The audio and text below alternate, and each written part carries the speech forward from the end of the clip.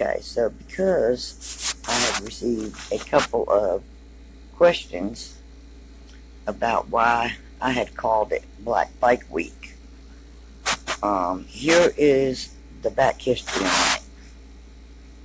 Okay, Black Bike Week is recently reported to draw crowds in excess of 400,000 people to the area. This explosion of visitors happens every year for an extended weekend of motorcycle racing, concerts, parties, and street festivals. Alone, it would be considered the third largest motorcycle rally in the entire country, after Sturgis and Daytona.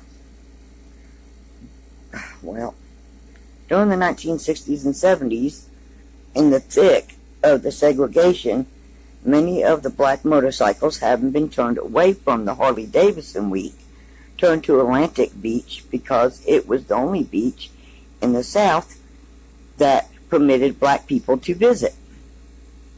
The NAACP claimed victory in 2006 with every federal discrimination lawsuit they had filed against the city of Myrtle Beach for events from 1999 to 2003.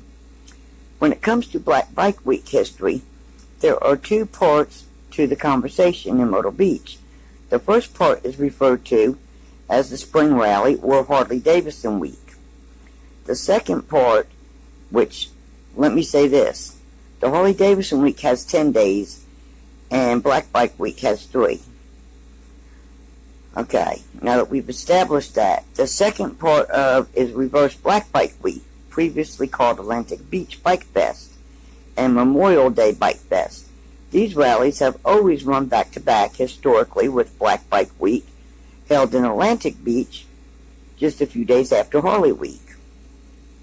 Black Bike Week history was founded by the infamous Flamin' Night Riders Motorcycle Club in 1980. And in a video I'm going to add to this, you will see the jackets.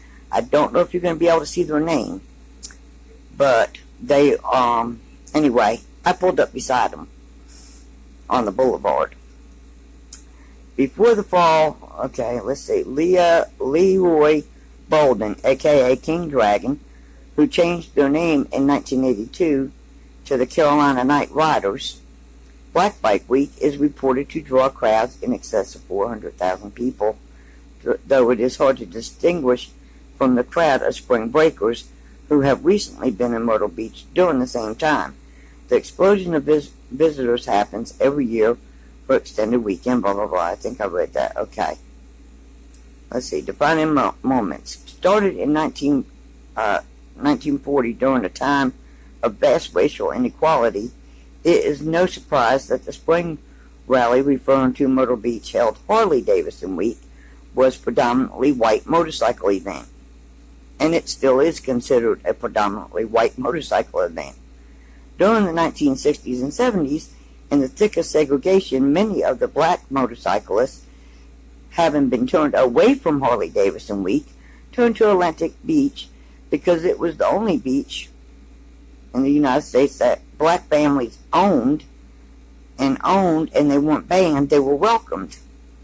Atlantic Beach has a rich culture formed by the Gullah Geechee people, descendants of the slaves who lived on the island down the East Coast before Wilmington, North Carolina, and Jacksonville, Florida.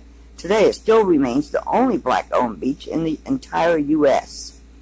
Black, Hispanic, and Asian riders, along with other marginalized groups, chose bikes of different makes and models to distinguish themselves from other riders. A few of them still rode Harley-Davidsons, but many of them ride in Japanese Hondas, Kawasaki, Suzukis, and Yamahas. In more recent years, Black Bike Week had nearly double the number of visitors of Harley-Davidson Week. Harley Week reportedly draws crowds between 200,000 and 275,000 people. The boom in the Black Bike Week's numbers has led to some tension in the Myrtle Beach area. Some visitors have even charged the city government and local businesses of racial discrimination because of the different treatment toward attendees of Black Rally. citing different traffic rules and drastically different levels of policing. Now, I am a witness to this. There was cops on every damn corner, streets blocked, especially keeping them out of the residential neighborhoods.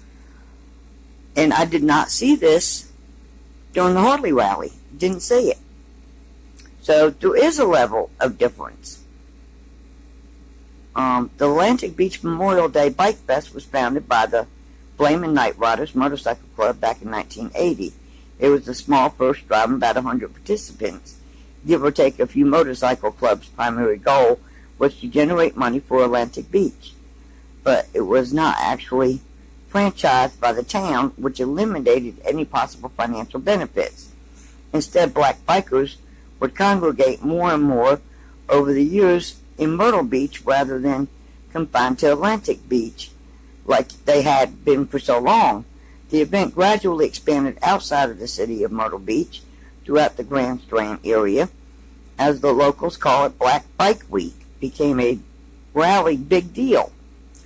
And in 2002, the city of Atlantic Beach finally started to recognize its potential, and they employed an entire team to make sure the rest of the country knew just how big it was, too. The one-of-a-kind appeal of Atlantic Beach as predominantly black beach town and the only black-owned beach town in the country was highlighted. Their efforts that really paid off. Since then, Atlantic Beach became the most visited beach by African American families. This was one part of a larger effort made by a group of Atlantic Beach business owners and public officials from around the Grand Strand to promote motorcycle rally. The city of Myrtle Beach admits to discrimination. Let me move my finger.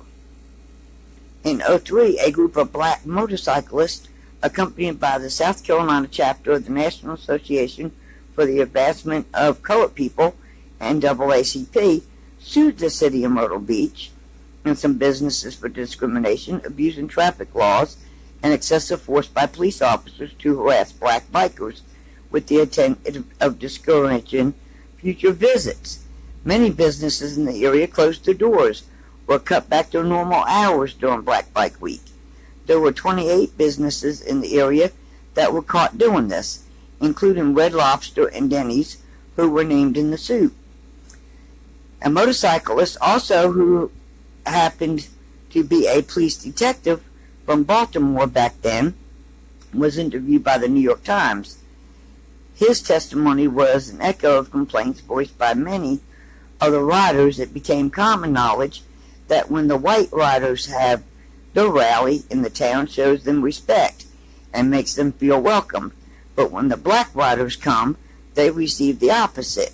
City officials acknowledged and agreed that there had been a difference in the way the two events were treated, but they thought the inequality was justified.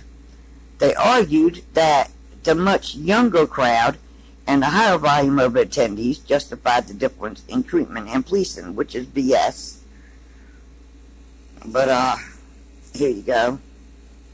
Like a broken record, and I will do one on the White Bike Week as well. Like a broken record, this has been a pattern primarily, most obviously in the South, of having the cops being down the hammer when black social events, party events, grow larger in stature. It has happened on multiple occasions in other cities. Frequent in Atlanta, discontinued spring break in Biloxi, discontinued many festivals in New Orleans and Virginia Beach. Myrtle Beach former Mayor McBride was quoted in 2003 saying that Black Bike Week crowds are bigger and rowdier as a justification to the different treatment. Although during that year, the Harley rally saw more than double the amount of motorcycles-related traffic deaths than the black rally. Anyway, y'all can go on here and just look up the history, because I was also in my news app. Oh God, this has gone too long. I'm going to have to continue this.